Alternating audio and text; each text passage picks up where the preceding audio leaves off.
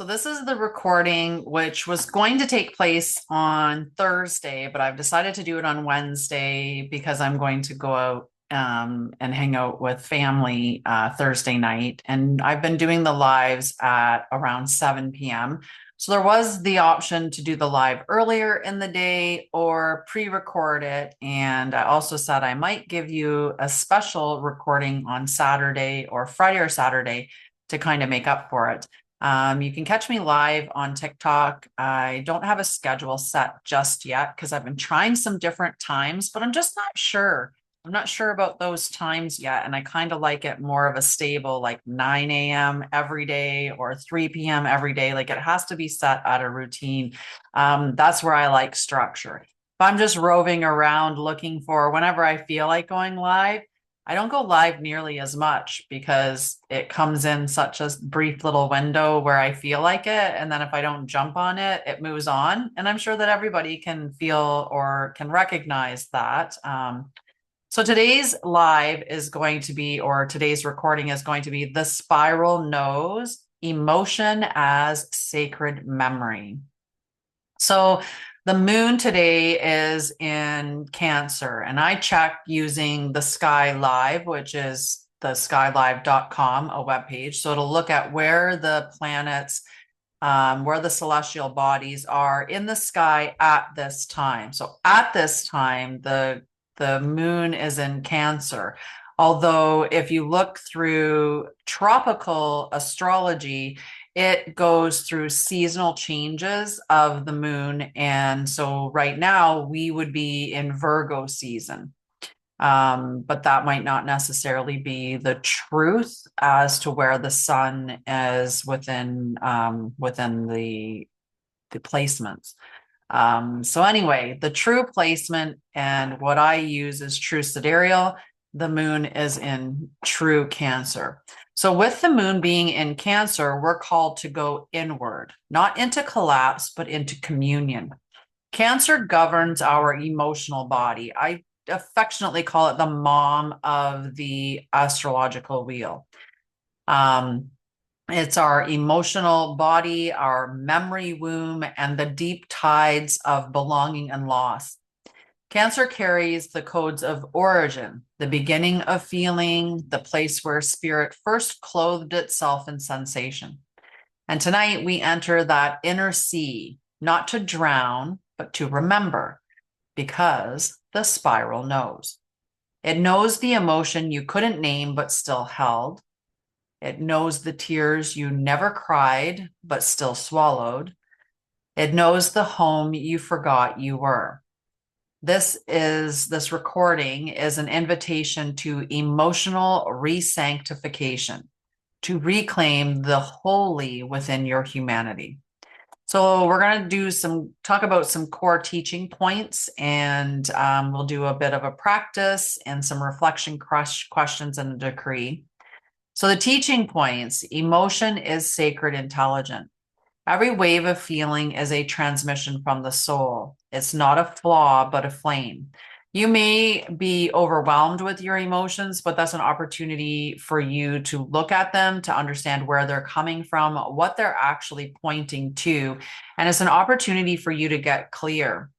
The problem is that oftentimes, instead of visiting the emotion for understanding and to transmute it, many of us build a home there and we really just sink into it and stay within that emotion.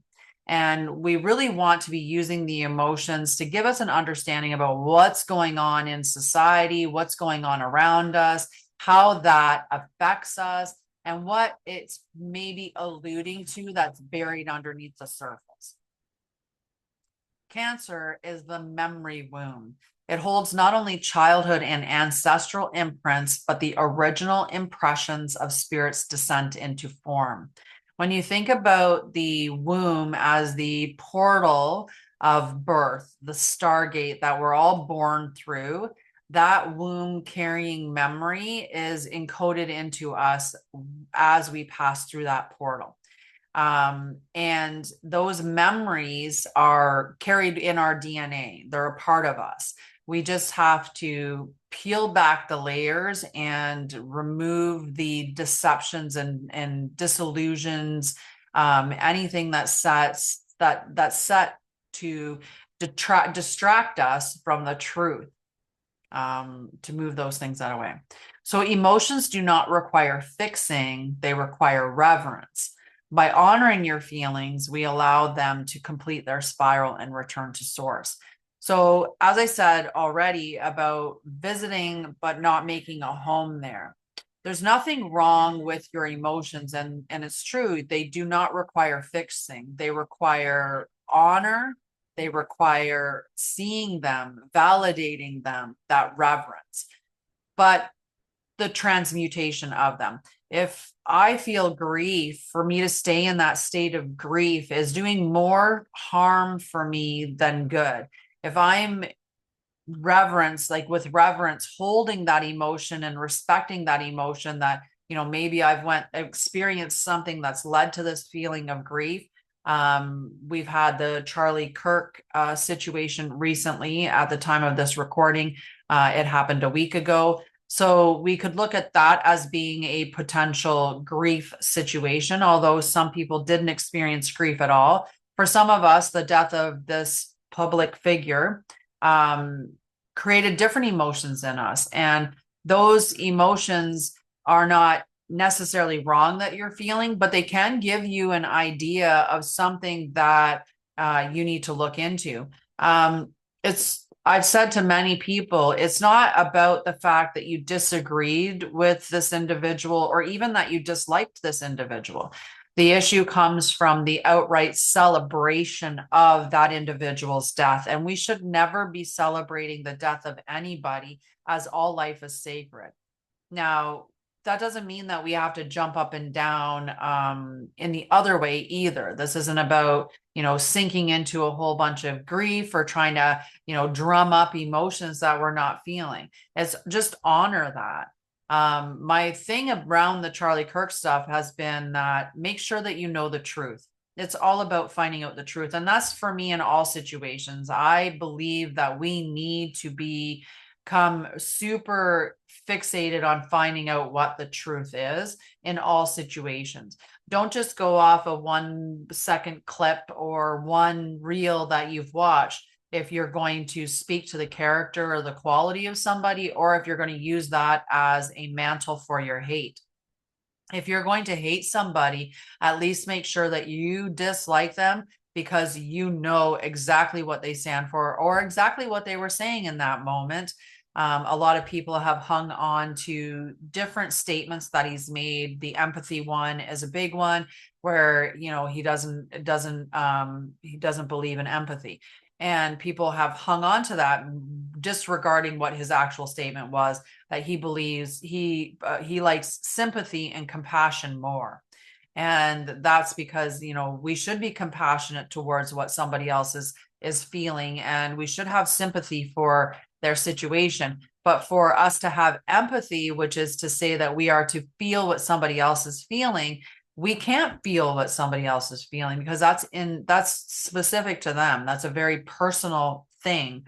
They're feeling it based on their beliefs, their experiences, their history, their upbringing, all of those, their level of like what their traumas are. All of that is going to weigh in on how they're experiencing something. So the best that we can get is feeling how we think we would feel in that certain situation and try our best to think that we can feel or we know what they're feeling. So that's sympathy. That's us having sympathy for that other person and having compassion. So it wasn't that he said that there was no space at all for empathy or, or that we shouldn't be compassionate or that he wanted to remove that from the world. So in that sense, be aware of the truth. And so finding out the truth is a very important thing. So that can help you. If your emotions, and this is why I was saying that though, is that your emotions are going to be telling you a lot about their information. They're giving you information about your surroundings. But if you're in this situation, many of us will feel something because we're not feeling what other people are feeling. We may be feeling some level of shame, or we may be feeling guilt because, we maybe were celebratory and now that's being called out. So now we're feeling other emotions. These emotions are guidelines for you. They're for you to learn more about yourself and maybe to grow or evolve as well. And it can give you an indication of some of the things that maybe you experience that you need to work through because of the way that they're coming up in these things. So emotional suppression fractures the light body. Reclaiming emotional expression repairs the energetic template and restores coherence. Every time that we deny our emotions and we deny our truth, we are fragmenting ourselves. We're stepping out of that alignment with who we are. When we're afraid to speak on the truth, or to voice our own opinion, or to acknowledge the emotions that we're feeling, that suppression just pushes us out of alignment and fractures the actual light body that we contain within us. It's important to acknowledge and validate what you're feeling. Now, again, we'll use the Charlie Kirk thing as an example because it's just a really fresh and prevalent one. Even if you did feel a sense of celebration because of a death, that's an opportunity for you to look at your humanity and understand, why do I feel the way that I feel about human life? Why do I hold it with such little regard? And can give you an opportunity to look for that. But your feelings are still valid and they're still real. Like I said, it just gives you the opportunity to understand why you feel the way you do and how you got to that point, and maybe make changes, evolve, or grow through those experiences. But acknowledge them and at least hold them in truth. But maybe don't share that publicly, because that's the thing. Although it may be okay that you feel that way, you may not be protected from the repercussions of how you feel and how you choose to behave because of those feelings, or what you choose to do because of those. The spiral path of healing is not linear. Emotions return in waves, not because you failed, but because another layer is ready to be sanctified. I started healing many years ago. I had an enormous amount of trauma in my childhood and did different stages of healing, and then did a big bulk of healing. But you revisit these things. The growth pattern is a spiral as you're spiraling up. But as you're coming back around that loop, you're maybe sitting in a situation and it's giving you the opportunity to respond in the ways that you've always responded, therefore not seeing a change in whatever patterns you're experiencing, or to respond in a different way that changes the results of what you're going to see. Right. So that healing is an opportunity for you to see that you're not responding in the same way. And that can show you the growth that you've had. It gives you that opportunity to change how you're responding. And maybe before you were reactionary, and now you're going to respond from a much more grounded space, or you're going to honor yourself better, or you're going to speak your truth, whichever it is. But it's not linear. You don't just walk right straight through it and get to the top and it's all easy peasy. But healing is possible. Complete healing is absolutely 100% possible. I don't want people to get that notion and hold that as a belief, thinking that they're going to be healing for the rest of their lives. No, but you might be growing or evolving for the rest of your life. I would hope that you're going to keep doing things that are challenging you or that are growing you as a human in one way or another. But the actual path of healing does eventually end. You get to a point where you're not reacting to everything, where you have the tools in place and you use them. Just because something maybe triggers you doesn't mean that you are unhealed. The unhealed is if after being triggered, the 1,000th time, you're still flipping the table over rather than responding to it in a different way. If you're still being reactionary and still following through the same pattern, right? That's what you want to heal through, is so that you're not reacting in the same way, that you're maybe responding from a wiser or more grounded space. The voice of the womb and heart must be restored.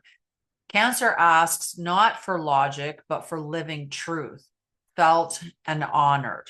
So it's asking us to live our truth, to feel what we feel, to honor those emotions, to validate those experiences, right? To do something that maybe we never did before. Maybe as a child, you weren't allowed to be angry. And so anger became an emotion that you shunned or you thought of as just the reaction. Anger doesn't have to be the flipping of a table, the yelling and screaming, the getting into a fight. Although it's a very powerful energy and it really does make us move and make us change, which is why anger is so important, right? It's a real change maker. But the yelling, the screaming, the flipping tables, the fighting, the harm, those things aren't the anger. Those are the reactions from the anger. That's us mismanaging our emotions and using them in an inappropriate way that could hurt people, right? Could hurt ourselves. So although we're asked to live our truth and validate those emotions, feel those emotions, honor them for what they are, that doesn't give us a free pass on how we choose to live those emotions, right? So if, like I said, if I choose to flip this table because I get really angry and I break my computer and my monitor or all my stuff, well, that's what I get for flipping the table, right? We need to be making decisions from a wise mind as well. True remembrance flows through emotional coherence. When the heart is whole, the oversoul can anchor more fully, right? So when we're in alignment and when we're honoring who and what we are, and when we're moving from that space, right? There's nothing wrong with putting boundaries in. There's nothing wrong with speaking your truth. But there could be consequences that come because of speaking that truth. So just be aware of that just because you can't, and that's not, I'm not asking anyone to silence themselves. I'm asking you to be truthful and honest and to speak your truth, to honor and validate your emotions, and to be in complete alignment. But also be aware that just because that is your truth and you are settled within that and you're honoring your emotions and validating yourself and you move forward, that doesn't mean that there's not going to be consequences. Sometimes those consequences are actually great. If you stand up and you speak your truth and say you put boundaries in place and that causes somebody to leave you, that's actually a good thing that that person is leaving because they didn't respect you. If they're not going to respect your boundaries, they're not respecting you, and therefore they're not aligned with you as you think that they are. So that's something that you want, that result of those boundaries, you want that result to happen, even though it may not be what the result of why you instigated those boundaries to begin with. But it is the best thing that could have happened, is that they're going to clear out the people that aren't in alignment with you, that don't respect you.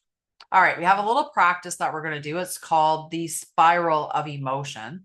So what you're going to do is you're just going to close your eyes and you're going to place both your hands over your heart. And just breathe, slow it down, and become really present into this moment. You can slow down your breath as much as you want, but you just want to become present.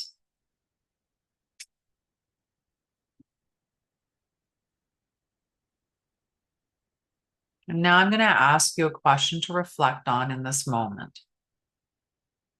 What emotion have I judged or feared this week?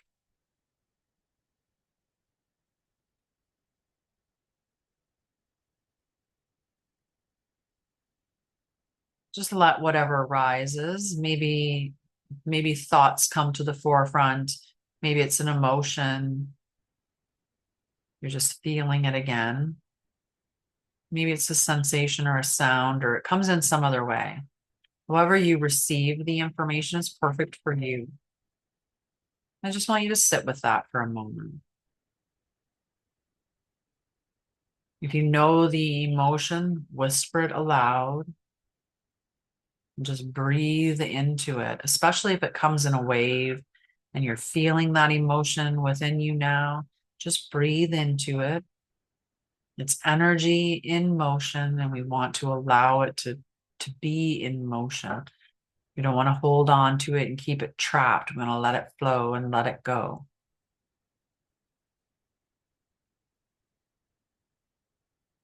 And now we're just going to say out loud or internally, beloved spiral, receive this feeling. Let it be witnessed, not with shame, but with reverence. And now I just want you to visualize that emotion as a spiral generating from your heart. See it exiting out of your body, and it's just going to go to the heart of Mother Gaia. So the center of the earth, the spiral of emotion from your heart to the heart of Mother Gaia. Just release it. Let the spiral transmute. Let the spiral remember. And let it flow freely. Releasing.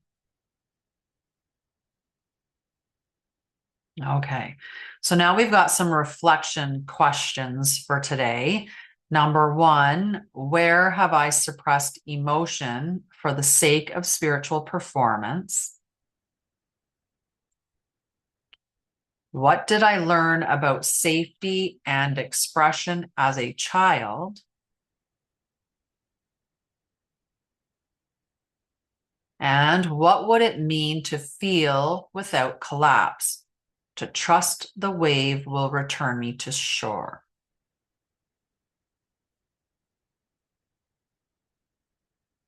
Those are some pretty powerful questions. So where have I suppressed emotion for the sake of spiritual performance?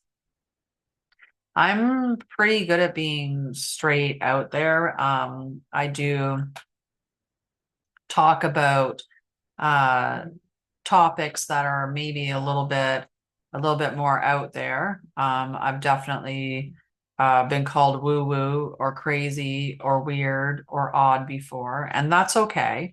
I'm definitely not mainstream, but I'm okay with that.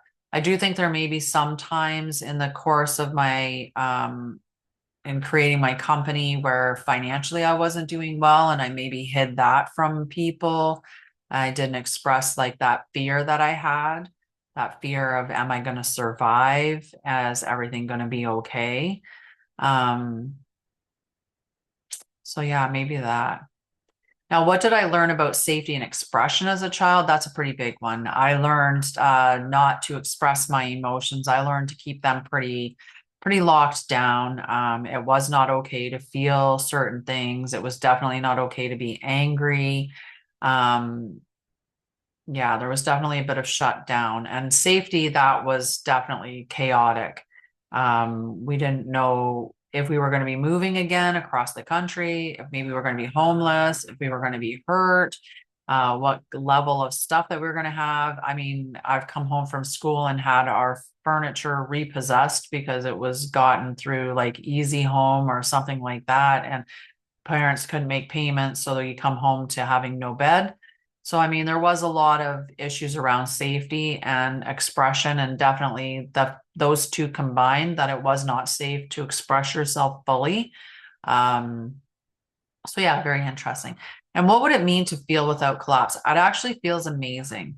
It absolutely feels amazing to know that I can feel whatever my feelings are and that I'm okay with that. I can hold them. I can hold them with reverence, and I can let them flow through me. And so hopefully you're there as well. And if not, definitely connect with me through Anshara'El. I have lots of courses. I have books. I have mini classes. I have membership groups, lots of different ways. I have individual things that I can do with you that can help you as well. So definitely go check out the website. And if you have any questions, just book a free call. And in that free call, I'll determine what I think is most aligned for you. All right, our Oversoul invocation. Eternal Mother Flame, teach me the holiness of my emotion. Let my tears be prayers. Let my sensitivity be sanctuary. Let me feel the way home. Now, your decree, speak aloud after me. I no longer bypass my emotion. I bless it. I no longer suppress my waves. I surf them. I no longer fear my feelings. I re-sanctify them. And there you are. That's it for this episode. The next episode is going to be the sacred flame of devotion when emotion becomes purpose. And I'll be talking about that either Friday or Saturday, depending. But possibly Friday, we'll do this, and I might do it actually as a live as opposed to a recording. But I do hope to see you there. Please drop any comments about this episode in the chat, and I respond to all of the comments that I get. And I will see you in the next live, or I'll talk to you in the comments. Love you.